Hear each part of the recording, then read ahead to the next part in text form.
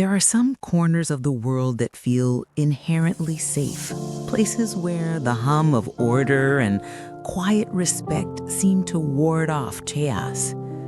For Lindsay Hawker, a 22-year-old Coventry native, Japan represented that ultimate sense of security. She was here on a mission to share her love of language, to teach English for the Nova School in the Chiba Prefecture, just east of Tokyo. Lindsay was a biology graduate from Leeds, bright, capable, and armed with a genuine, disarming smile. She had simply deferred her master's to experience life, to embrace a new journey. The contrast between her life, the cozy familiarity of her family and friends back home, and the vast, intricate metropolis of Tokyo was startling. Yet, Lindsay navigated it with ease. She was disciplined, connected, and routinely updated her parents, Bill and Julia, on her life. It was a life built on trust, responsibility, and the open-hearted nature of a young woman ready to take on the world. But it was in one of Japan's quieter, more domestic corners, the city of Ichikawa, that Lindsay's bright, promising journey would intersect with a profound, hidden darkness. Her story is not just a tragic crime. It is an unsettling examination of anonymity, the chilling depth of obsession, and the calculated, frantic efforts a killer will undertake to erase their own identity. The first step toward the tragedy was deceptively ordinary. Lindsay's job involved teaching English, and one of her private students was Tatsuya Ichihashi. He was 28. Unemployed, and lived in a modest high-rise apartment in Ichikawa. He was a regular, but soon his interest in Lindsay began to drift beyond professional instruction. He started displaying subtle signs of obsession, following her after lessons, attempting unsolicited small talk, and making repeated, uncomfortable requests for her phone number. Lindsay, sensitive to her professional boundaries, politely declined his advances. She documented these unusual interactions in her journal and shared her discomfort with friends. She knew something was off, but she never imagined the depth of his fixation. The fatal day was Sunday, March 25, 2007. They agreed to meet at a Dotor coffee shop in the nearby Funabashi station for a paid lesson. This meeting was entirely routine. It was the decision after the lesson that proved catastrophic. As they left, Ichihashi persuaded Lindsay to take a short walk to his apartment, claiming he needed to retrieve the lesson fee he had forgotten. The detail that speaks volumes about Lindsay's caution is this. She insisted the taxi driver who had brought her wait. A final, conscious act of self-preservation rooted in her prior unease. It was a minimal deviation from routine, a trust extended for just a few minutes, based on the assumption of basic human decency. The taxi driver waited 7 minutes, then 10. Lindsay Hawker never reappeared. The driver, confused, eventually left. In that silent, fateful window of time, Lindsay's life was brutally extinguished inside that apartment.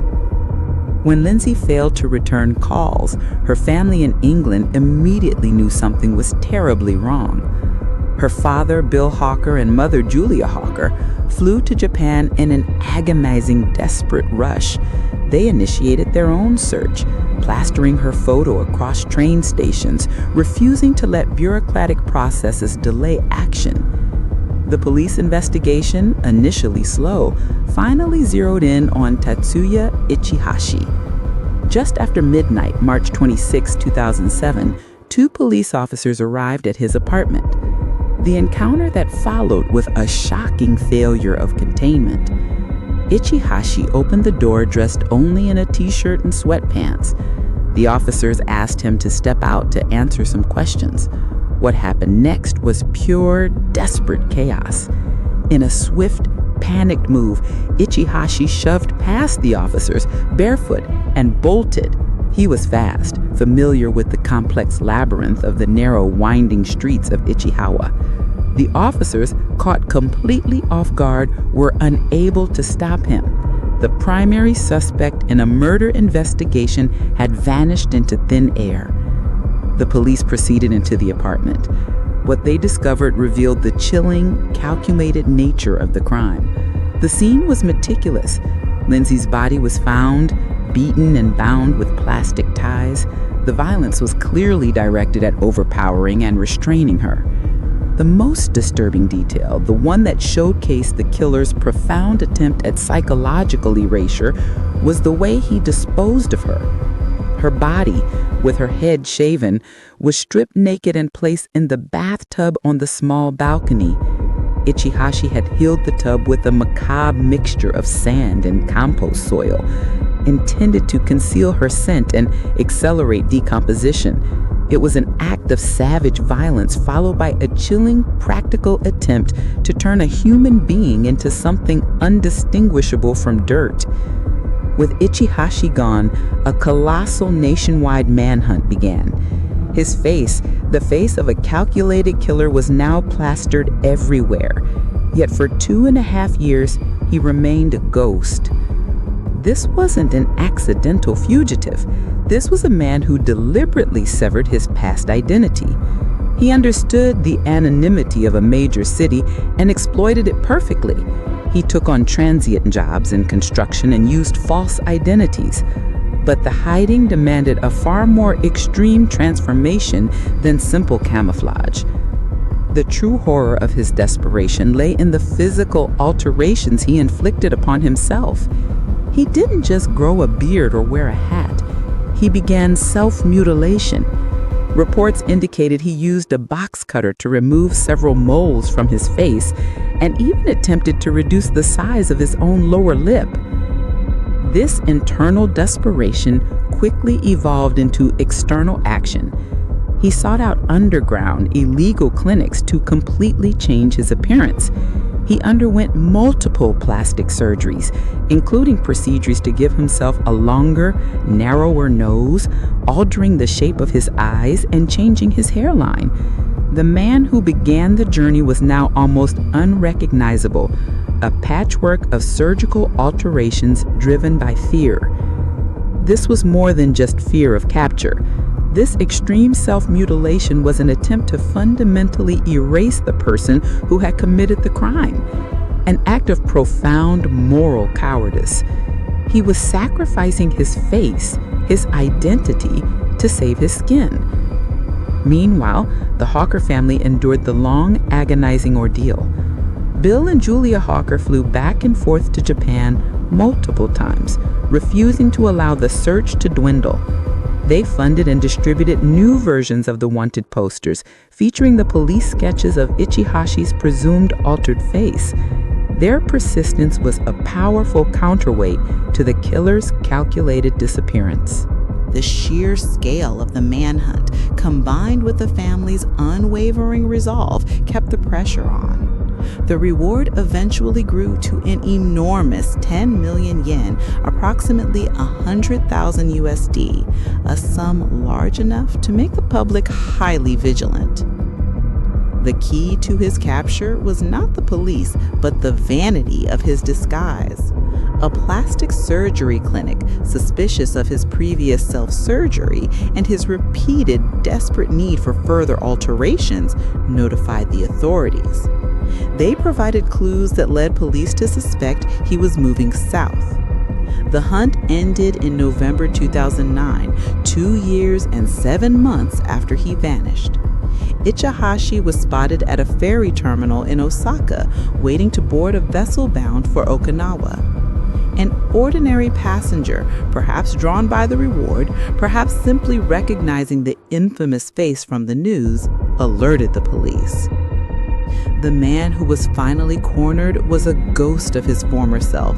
His features drastically changed, but the eyes remained the same. He was arrested and for the first time in years was forced to state his true name.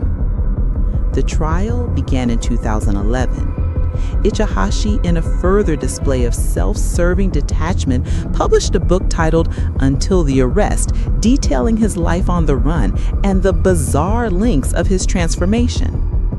Crucially, the book omitted any meaningful detail or expression of remorse for Lindsay's murder. His defense argued the death was accidental, claiming the strangling occurred during a struggle after Lindsay refused his advances. The prosecution meticulously dismantled this defense, citing the extensive binding, the calculated disposal of the body, and the complete absence of defensive injuries on Ichihashi. The court rejected the claim of accidental death, ruling that the physical evidence clearly demonstrated Ichihashi intended to kill her to cover up the assault. He was found guilty of rape and murder and sentenced to life imprisonment. The verdict brought an end to the manhunt, but provided little genuine closure for the family. The case of Lindsay Hawker stands as a chilling testament to the vulnerability of the traveler and the depths of psychological deceit. Her innocence was exploited by a man so obsessed with himself that he would destroy another life and then surgically attempt to erase his own. The life was taken in a fleeting moment of violence, but the true cost was paid over years of agonizing uncertainty endured by a family whose hearts never truly left that chilly, desolate apartment in Ichikawa. Thank you for watching. Until next time, stay safe and take care of one another.